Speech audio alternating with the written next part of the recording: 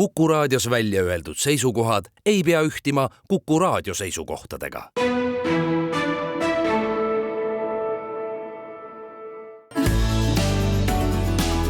Keskpäevatund.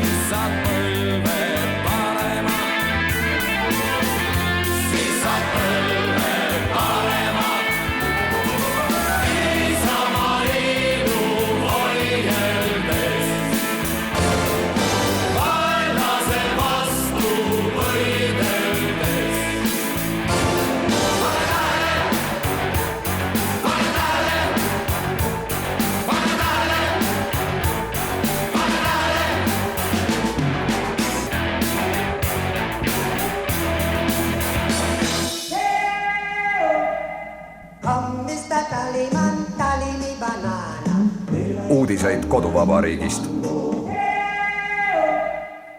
Tere, siin Keskpäevatund ja Kuku Raadio, Tallinna otsestuudios Ainar Ruussaar, Inar Fjuk ja Priit Hõbemägi. Hea kuulaja, pane tähele. See oli Alo Mattiiseni lugu, mis sai esmaettekandel 14. mail 1988 Tartu muusikapäevadel ja sellel lool, mis on kahtlemata igale eestlasele hästi tuntud, on palju autoreid või neid, kes on inspireerinud seda lugu, muuhulgas siis Karl August Hermann ja Friedrich Reinhold Kreutzwald või Kreutzwald peaks ütlema, Jüri Leesmelt loomulikult Alo Mattiisen ja see meenutab meile ühte väga olulist perioodi Eesti iseseisvuse ajaloos, iseseisvuse taastamise aega ja sel nädalal oligi siis iseseisvuse taastamise 34. aastapäev, mille puhul nendest kõige nähtavamatest sündmustest siis Eesti Vabariigi president Alar Karis Roosiaias tegi vastuvõttu väga paljudele inimestele, olulistele inimestele Eestis ja nende hulgas siis väga suur osa siis loovintelligentsi ja kultuuriinimeste esindajaid. Võiks öelda, et oli seal nii mõnigi tänase saate osaline ja nendel teemadel, kuidas ja miks me mälestame ja mäletame iseseisvuse taastamist, miks on seda oluline taas ja taas üle korrata ja miks on see selline asi, mida ei tohi lasta aegade hämarusse vajuda, sellest me täna oma juttu alustamegi. Enne kui tavad kohaselt Ainar saadet peale Priitua jätkab, ma selle muusika suhtes ütleksin ühe väikse kommentaari. Et viimastel päevadel on siin selline väike debatt, et kes siis ikkagi selle Eesti taasiseseisvuse peamine arhitekt või osaline on ja ühelt poolt öeldakse mõni nimi ja teiselt poolt, et ikkagi rahvas. Kindlasti mõlemad on õigus. Aga järsku mul sai nagu aru, et Alo Mattiisenil oli sellel ikka määratu roll. Ma ei mäleta ühtegi suuremat rahvakogunemist või olemist, kus tema laulud ei kandnud seda mõtet ja ei viinud edasi. See oli mingisugune muusika ja nende sõnade jõud, mis oli kindlasti midagi enamat kui anonüümne keski või miski, kes seda tegi. Alo Mattiisenile me väga tänu võlgneme. Ja kõik see 80-ndate teine pool ja need viimased aastad möödusidki väga paljuski sellise muusika saatel. tuleb meenutada, et 34 aastat jah, on Eesti taas iseseisev riik, aga riigipüha on see päev ju alles 27 aastat, nii et ka selleni ei jõutud kohe. Aga kui ma kõndisin mööda Veitsebergi tänavat Roosiaia poole vastuvõtule, siis mul meenus see aeg 90ndate eel või alguses, kui ma olin praktiliselt hõivatud kogu selle liikumise sees, ma olin asja sees informeeritud, siis kui ma hommikul raadio avasin, siis ma teadsin, et sealt tuleb alati häid uudiseid, et meie liikumine iseseisvuse taasvõitmiseks on jälle sammukese edasi liikunud, kuigi mul oli alati siis ka pisuki hirm, et äkki meie seda Eesti üritust on tabanud mingi tagasilöök ja et on rakendunud mingisugune must stsenaarium. Nüüd täna ja juba õige mitu aastat, kui ma hommikul ärkan, ma ei rutta raadio juurde, sest uudised, mis meieni jõuavad, kirjeldavad seda maailma pigem kui pidetud, eesmärgitud, ehk isegi rumalat ja vastetust-tundetut mingisuguses kummalises eemaloleku sängis. Ja siin ma ei pea silmas niivõrd Eestit või Eestiga seonduvad, vaid kogu seda maailma. Ja ma lihtsalt, et te saaksid ise otsustada, toon välja 3 uudist, mis ühtejärgi kõlasid ja esimene, et Venemaa rünnakutes Ukraina tsiviiltaristule hukkus vähemalt 23 ja vähemalt 300 sai vigastada.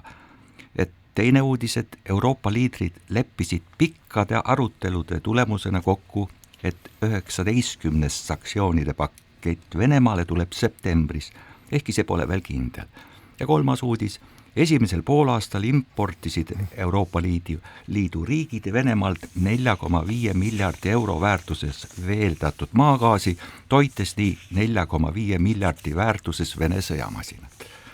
Ja ses mõttes mulle tundub, et see maailm ei saa aru, mis toimub, et kus on see kurjuse kant ja kuidas peaks konkreetselt ja vastutustundetult tegutsema.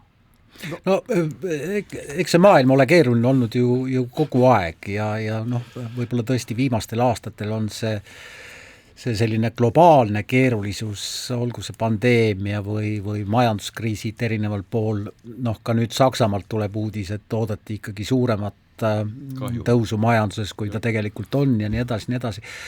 Eks see ole ilmselt tõepoolest veidi keerulisem olukord, aga ma ei ole sinuga Ignar nõus, et tänane maailm on kuidagi väga palju erinev sellest maailmast, mis oli 20 aastat tagasi või 15 aastat tagasi või 25 aastat tagasi. Keeruline on see maailm olnud tõepoolest kogu aeg. Sõda Ukrainas on midagi sellist, mis meid tõepoolest väga lähedalt puudutab, aga see sõda lõpeb võiduga ja kuidas see mõjutab Venemaad, seda me ei tea, aga mingil moel ta ju mõjutab praegugi. Ja kuulasin Ignari juttu ja mõtlesin, et sa ei räägi ju tegelikkusest, sa räägid vahendatud tegelikkusest, sa räägid seda, mida sulle on meediatöötajad, nagu ma ei tea, Ainar ja mina, mida hommikuti me sulle räägime, mis me oleme välja valinud, mida meie kolleegid on välja valinud ja sa saad mingisuguse teatud pildi sellest, et ma arvan, et sa saaksid erineva pildi, kui sa kõrvutaksid siis Üleisraadiot ja siis Vikerraadiot ja siis paneksid sinna kõrvale võib-olla mingisuguse Fox Newsi ja CNN-i ja nii edasi.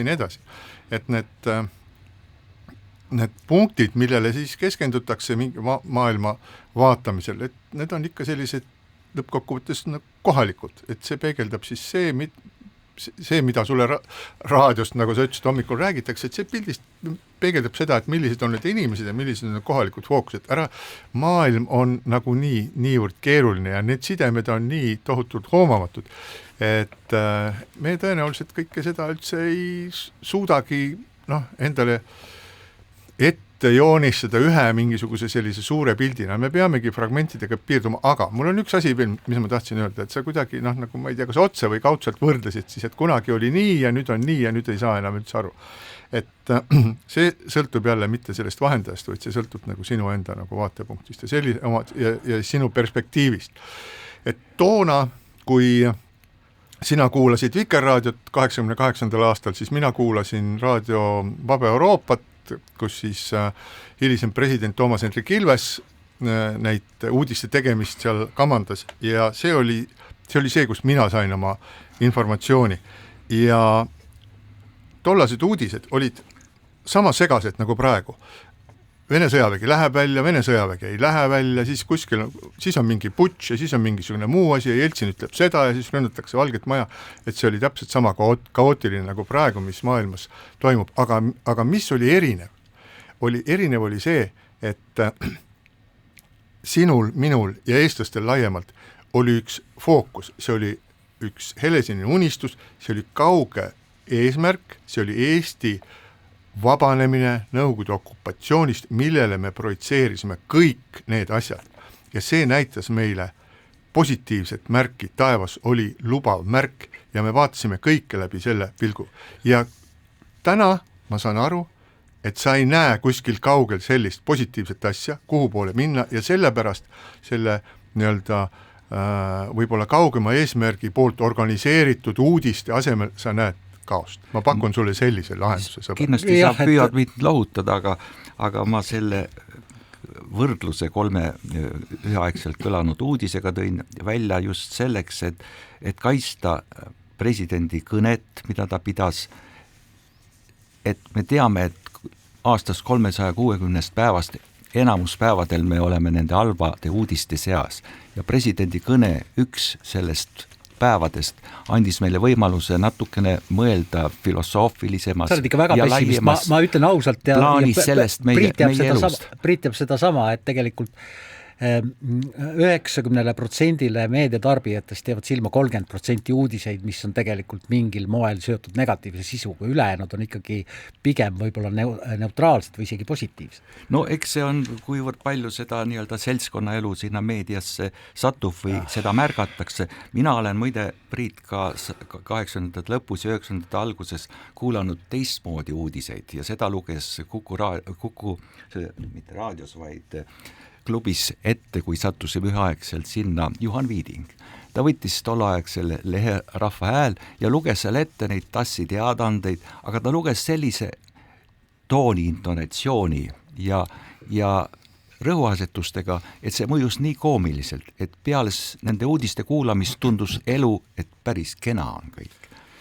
Aga tänane päev on ka millekski muuks oluline, täna on ju möödub Väldi Keti aastapäevast teatud arv aastaid ja ma mäletan, ma jälle toon ühe võrdluse, et siis toetati liidreid, kes seda Eesti asja ajasid. See toetus oli kuskil 70-80%.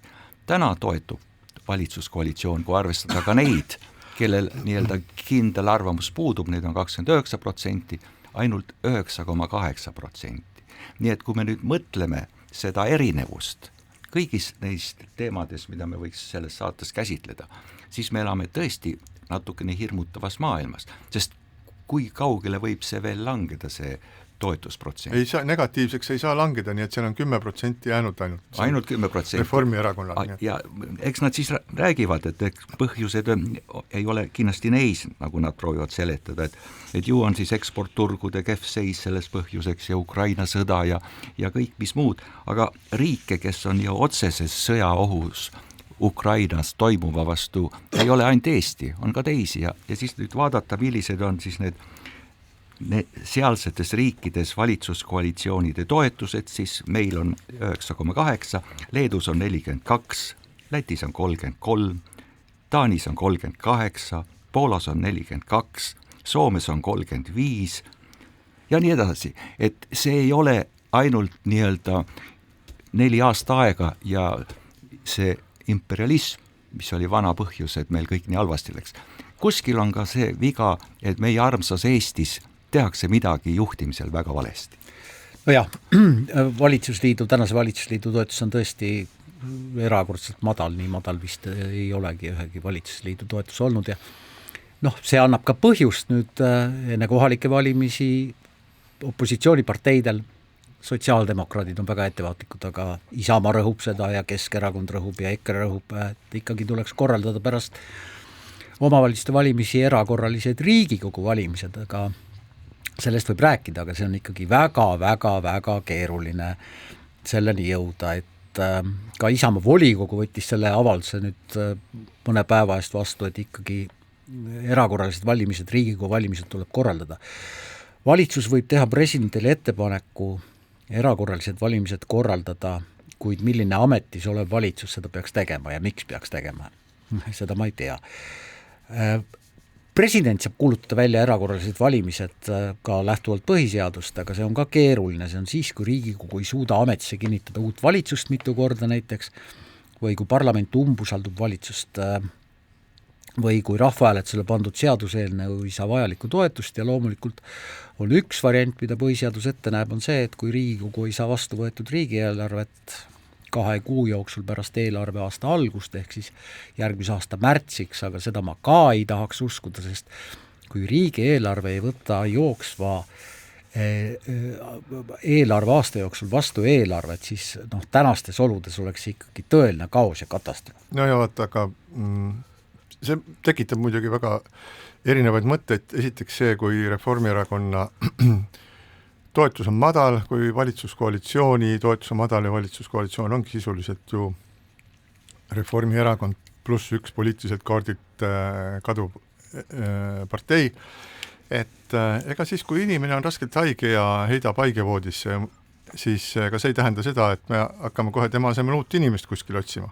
Jah, aga elus ongi niimoodi, et läheb paremini, läheb halvemini ja valitsuste reitingud muutuvad, nad on suuremad, nad on madalamad, mõnikord läheb päris kehvasti, ütleme, siis võib arutada, et kus see kõik sai alguse ja oleks võinud olemata olla, aga tegelikult me peame kõik elama selles maailmas, kus me parajasti oleme. Ehk et meil, ma vaataks sellele asjale niimoodi, meil praegu ongi nii, et selle valitsuse reiting on erakordselt madal. Ja mis siis? Ega sellepärast ei pea valitsus endale nööri kaela panema, ega sellepärast meie ei pea kaebu hüppama. Kui alternatiiv, nii nagu mõned väidavad, oleks see, et toimuksid erakorralised valimised ja siis korraga kõik hakkaks minema nagu lepase reega, kuigi see võrdlus on siin vale, kui arvestada seda, et lepase ree nii-öelda metafoor on hoopis teistsugune, siis, vabandage väga, kui me räägime võimust, kui me räägime valitsemisest, kui me räägime valitsustest, siis me peame alati vaatama näkku nendele inimestele, kes reaalselt hakkavad siis seda võimu realiseerima, sinna ka erakorralistel valimistel pääseksid sinna suures osas ikka need samad inimesed, kes juba praegu Riigikogus on, võib-olla väike muudatus oleks, aga igal juhul me ei näeks mingisugust 10 või 100 inimestes uusi palju töötavaid poliitikuid ja ma arvan, et selle tulemuseks oleks see, et me saaksime nagu Krõlovi valmis, taas selle ansambli, loomad on istunud teistele toolidele, vahetanud ära, kellel enne oli trumm, ja kellel oli trumm, sellel on nüüd kontrabass, kellel oli flööt, sellel on nüüd pulgad või talrikud, aga muusika on ikka sama kakofooniline. Ma ütleksin, et see on mingisugune süsteemne viga, võib-olla see on seotud väga segaste aegadega, aga toolide vahetus ei anna meile paremat valitsemist. Toolide vahetus ei anna paremat valitsemist, jah, aga tegelikult need erakondade reitingud ju kõiguvad üles ja alla ja Keskerakonna reiting oli päris madal, sotside reiting oli päris madal, nüüd on, kui vaadata uuringu tulemusi Tallinnas, siis Keskerakond on ju ikkagi väga jõuliselt kõige esimene ja Emori küsitluse järgi Keskerakonna toetus Tallinnas ulatub Edgar Savisaare valitsemisaja hiilgeaegadele.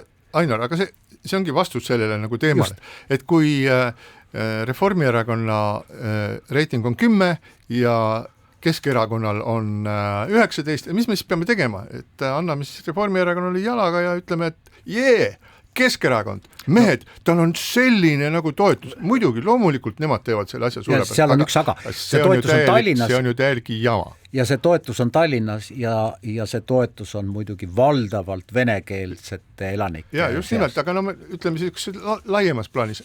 Reiting on lõppkokkuvõttes üks peegeldus, mis sõltub lõputust, jah, ta midagi näitab, aga tegelikult reitingute põhjal ei peaks siis mõtlema, et kes seda riiki võiksid juhtima, kes peaksid tegema.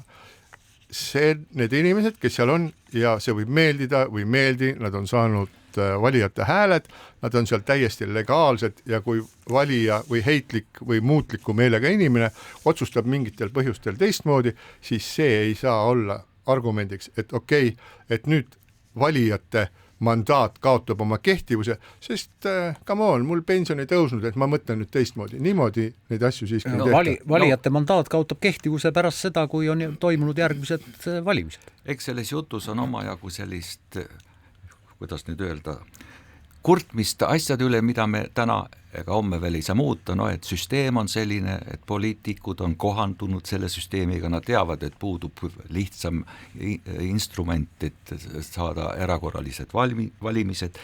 Jumal tänatud. Ja ongi meedias domineerib see nii-öelda vaidlus või arutelud, kas seda erakorralisi valimisi saab või ei saa, aga minul on sellest erakorralistest valimistest nii-öelda oma arusaam, aga mul on arusaam ka sellest, et see ühiskond, nagu meil praegu on, kus valitsuse toetus ühiskonnas on alla 10%, ju kasvatab nende inimeste hulka, meie armsate kodanike hulka, kellel on juba ammu ükskõik, kes või mis meid valitseb. Domineerib teatud empaatia, võõrandumine ja see võib liikuda ainult teatud piirini, kui nende samade armsate Eesti kodanike seas tekivad need viimastel valimistel. Ignar, jällegi, seda sa saad mõõta siis, kui on näha valimisaktiivsus. Sa ei kuule üldse ära, mida ma räägin. Kuuleb küll, ma näen seda. Viimastel valimistel koos kaudu olid ju Eesti kodanikud, näitasid nii-öelda neid tulesid, mida me ei tahaks Moskvas poolt näha. Nii et me peaksime eeldama ka, et meie juhid, keda sa, Priit, ütlesid, valitakse tagasi, neil on ka mingisugust nii-öelda isamaalist või vastutustunnet ja ma ei taha nüüd tungida, ütleme, mõne valitsuskoalitsiooni erakonna siseasjadesse, aga see erakond ka peaks nägema, et on vaja käiguvahetust, on vaja juhivahetust, on vaja muutust, mis annaks mingisuguse võimaluse teistmoodi valitseda ja teistmoodi eestlaste huvide eest seista. See ei saa olla lõputu selline nii-öelda näppudel lugemine ja unistamine, et ükskõik, mis me teeme, ükskõik, milline on ühiskonna reaktsioon sellele, valimised toimuvad aastal 2027, seni me teeme ükskõik mida. Ma ei ole sinuga nõus, et teeme ükskõik mida, sest tegelikult ma juba üsna mõnda aega, see on üks teema, millest ma olen mõelnud rääkida ja see on see, et me oleme poliitiliselt jõudnud sellisesse olukorda, kus otsuseid pööratakse tagasi. Et kui me vaatame seda Michali valitsust nüüd, siis me näeme seda, et kui avalikkuses tekib selline väga tõsine vastuseis mingisugusele ideele, siis me võime suure tõenäosusega mõne aja pärast nagu oodata, mitte loota, aga võib-olla oodata seda, et kas seda regulatsiooni hakatakse muutma, kas seda hakatakse siluma, tehakse pehmemaks, nagu näiteks automaksu puhul siis lastega peredele siis mingisuguse osa 100 euro seal tagasi maksmine. Kus ei ole ka selgust veel? Jaa, ei ole selgust küll, aga see on see intentsioon on olemas ja see on ka mitme muu seaduse puhul. See ju just nimelt see ei ole Eestile olnud üldse omane. Eestis ongi mindud nagu kangekaelselt, aga Ignar, nüüd me oleme nagu nihkunud sellisse aega, kus avaliku arvamuse surve muudab tegelikult siis valitsuse otsused, reaalselt suudab neid muuta. Ja see on minu meelest, ma ei tea, mida see tähendab, et kas ühest küljest ma mõtlen, et see on hea, teist küljest ma mõtlen, et see annab võimaluse manipulatsiooniks, sellepärast jällegi see avaliku arvamust on ju võimalik kruttida paremale ja vasakule, seda on maailmas tehtud ja ma ei oska nagu hinnata, et kas see on siis hea või halb, aga ma arvan, et see on siiski nagu pigem on see nagu demokraatlik ja pigem me oleme liikumas sellisesse ajajärku, kus valijal on tekkinud tagasisidestamise võimalus valitsejatele, et saada mingisuguseid muutusi nendes asjades, mis aktiivselt käivad närvidele. Ja ma arvan, et tegelikult nende aktiivsete valijate hulk ikkagi kasvab, mitte ei kaha. Aga selle tagasipööramisel on nagu kaks allikat. See, mis toimub Ameerika Ühendriikides, kus president Trump teeb lihtsalt kõik eelmised otsused maatasa ja räägib hoopis teist juttu. President Trump räägib ühel päeval ühte juttu ja siis teeb oma enda otsused. Aga et Eestis pole varem seda on see, et varasemalt on olnud poliitika juures teatud mõttes haritumad, ehk neil on elu- ja töökogemus, neil on mingisugune võime näha ja nad on alati hoolinud vaatest tulevikku, et need otsused, mis on tehtud ja mida nüüd tagasi pööratakse, sellepärast, et need on viletsad otsused. Mäletame, kuidas tuli automaksuga seonduv. valitsuse poolt tuli umbes 5, 6 või 7 erinevat tõlgendust, miks seda maksu on vaja, selle asemel, et see korralikult läbi töötada ja et praegu räägitakse lastele mingi soodustuse tegemist, see on poliitiline trikk, see ei tulene konkreetsest vajadusest. Või teine näide, tõsteti käibemaksu, sotsid olid valitsuses, tõsteti käibemaksu ka toiduainetel. Nii kui nad valitsusest välja läksid, nad räägivad teist juttu. No kuidas on võimalik, et riigimees niivõrd kiiresti muudab oma arusaama, milline peaks olema Eesti maksusüsteem või kuidas peaks üldse valitsus kohtlema oma rahvast? Seda sa oleksid võinud Rosi vastuvõtul Lauri Läänemetsa käest küsida, aga ärge minge kuskile kaugele, hetke pärast jätkame ja siinkohal väike paus.